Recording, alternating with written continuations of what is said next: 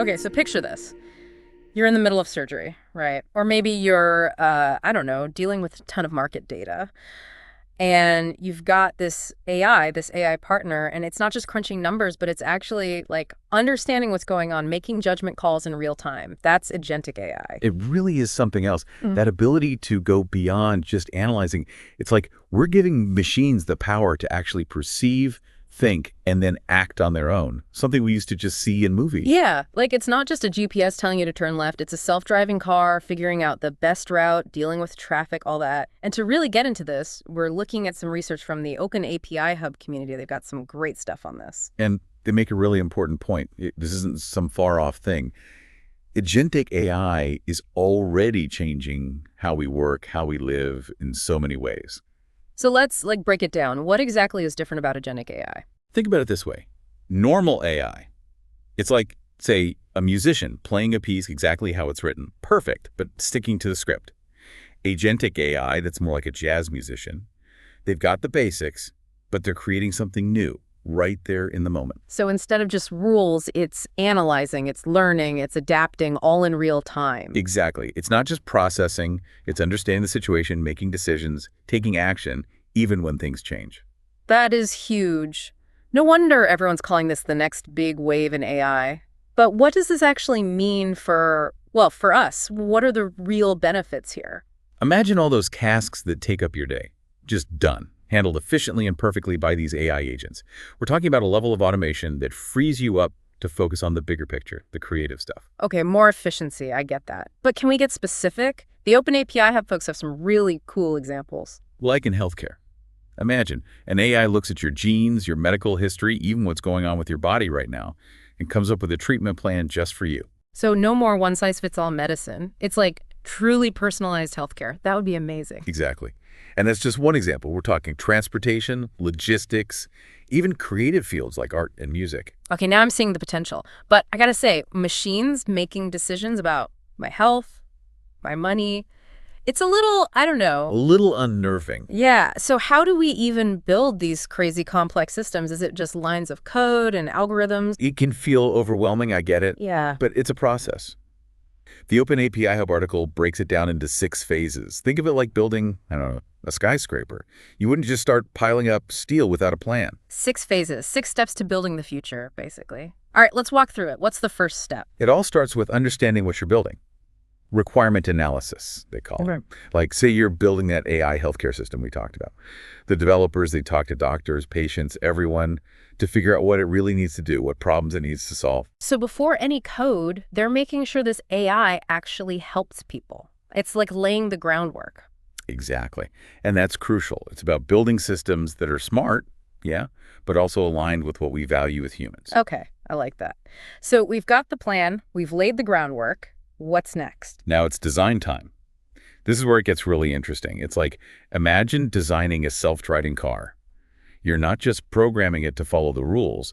You're teaching it to anticipate what a pedestrian might do, how to handle surprises. You're even thinking about those split-second ethical decisions. Wow, it's like giving the AI guidelines, but also letting it think for itself. Exactly. And this is key because it shapes how the AI behaves, what it can do. So we've got the plan, the design. Now it's time to actually make the thing, right? Right. This is implementation. This is where the coders come in. They take that design and turn it into real code with algorithms, data structures, all that. It's like building the AI's brain. So we're turning the design into a real thinking machine. You got it. And the choices they make here, the programming languages, even the data they use, it all affects how well that AI works in the end. Speaking of data, it seems like you can't talk about AI without talking about data. What's its role in all of this? Data is everything for AI, especially this kind. It's what the AI learns from what it uses to make decisions. Think of it like teaching someone to ride a bike. You wouldn't just explain it, you'd let them practice, fall, and learn from that. So it's about giving the AI the right kind of experience, not just information. Right. We call it training data. For this to work, the AI needs a ton of data that's specific to what it's going to be doing. Okay, so we've built our AI brain, we're feeding it data. What's next? Just set it free and hope for the best. Not so fast. Before we let it loose, we got to make sure it can handle the real world right day. And that's where testing comes in. Time to put it through its paces. Exactly. We're talking simulations, tests, putting the AI through all kinds of scenarios to see what happens to find any weaknesses. Like if we're building an AI for financial trading, we might simulate a market crash. A crash course in risk management, but for AI. You got it. The goal is to catch any mistakes, any biases, before they become real problems. Measure twice, cut once. Gotcha. Yeah. So we're not just throwing it out there unprepared. Right. This is how we build trust in these systems, especially as they get more and more sophisticated. This is fascinating stuff. We've covered a lot of ground, haven't we? We have. We've gone through the first 4 phases, defining what we're building, designing it, putting it all together, and then making sure it's actually ready for the real world. And now we get to actually sending it out into the world. Deployment, phase 5, this is where we see if it actually works. The moment of truth. All that planning, all that code, it all comes down to this. Right. And this usually starts small. They'll do pilot programs, just with a few users or in a controlled environment. It's like a soft launch. See how it does, work out any kinks before going big. So like dipping your toes in the water before jumping in makes sense. And once it passes the test, Then it's time for the real deal. Roll it out slowly to more people, integrate it into systems. graduation day for the AI, no more safety net. But it's not like we just leave it alone after that, right? Good point. This is where it gets really interesting, and this is phase 6, monitoring and maintenance. Remember how we talked about agentic AI learning, adapting? Yeah, like it's constantly picking up new things, changing how it works. Exactly. But the world changes too, right? So the AI has to keep up. That's monitoring and maintenance. It's like you wouldn't just plant a garden and walk away. You got to water it, help it grow. So we're making sure it's still working, still relevant, still learning. Exactly. Monitoring is all about watching how it's doing, tracking things, looking for problems. Maintenance, that's the actual work. Yeah. Updating the code, giving it new data, making sure it can still handle whatever comes up. It's like ongoing training, even after it has the job. You got it. And yeah, it's work, but think about what we could achieve. Healthcare, finance, even just everyday stuff. Made better, faster, more efficient. Okay, I'm sold. So we've built it, tested it, deployed it, and now we're making sure it's still awesome. But enough theory, right? Let's talk real world. What is agentic AI actually doing out there? OpenAPI Hub had some cool examples, starting with, well, healthcare. Healthcare is going to be huge for this. Imagine, instead of just general treatments, you get something tailored to you, based on your genes, your history, everything. It's like a whole team of experts, but just for you. Optimizing your health? That would be incredible. Right. And it's not just that. Think about surgery. An AI could be helping the surgeon in real time, analyzing images, keeping track of vitals, even guiding those robotic arms. Less room for error, better outcomes. It's like having an extra set of eyes, a second brain in the operating room. Exactly. And that's just the start. Finance is another big one. Finance, yeah, talk about a ton of data. How's AI changing that game? So think about this. You're buying something online, right? And before you click that button, your AI assistant is checking everything. Your spending habits, the seller, looking for hidden fees, anything suspicious. Like a bodyguard for your bank account. Right. And it's not just personal. We're talking about stopping fraud on a bigger level. Credit card theft, money laundering, all that. It's like having these AI detectives working 24/7 to keep our money safe. And, it seems like a theme here is it's not about replacing people. It's about giving them the tools to do their jobs even better. I think that's a great point. It's human intelligence amplified by AI. Big marketing, for instance. We've all seen those annoying ads that follow you around online. Ugh, don't get me started. It's like they know what I'm thinking, but not in a good way. Exactly. But what if, instead of that, you only saw ads for things you actually cared about? That's what agentic AI could do for marketing. Okay, now that's something I can get behind. How does it work? Imagine an AI that knows you so well. It's like your own personal shopper. It filters out all the noise and just shows you the good stuff. No more creepiness, just things you'll actually like. Okay, yeah, that actually sounds pretty awesome. And it goes further. Think about analyzing market trends, consumer behavior, all that data to create better marketing campaigns.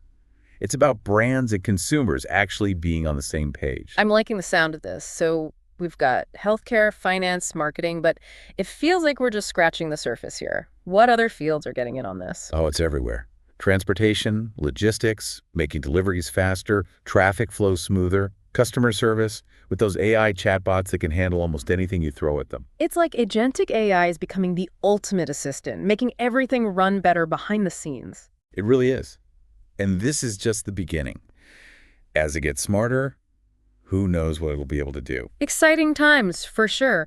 But with all this talk of what it can do, we got to talk about the concerns, right? This is powerful stuff. It can be a little, I don't know, intimidating. I get it. Anytime you're talking about something this big, this new, you got to be careful. It's a tool, right? And like any tool, it depends on how you use it. So how do we make sure it's used for good? Where do we even start? So how do we make sure it's used for good? Where do we even start? Well, the folks at Open API Hub, they're big on this idea of trust, building trust in AI. Okay, makes sense. But how do you do that with something this complex? Transparency is a big one.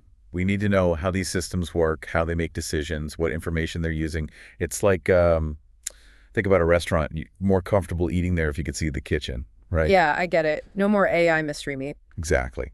And along with transparency, you need accountability. Mm. Like, if an AI messes up, who's responsible? How do we fix things?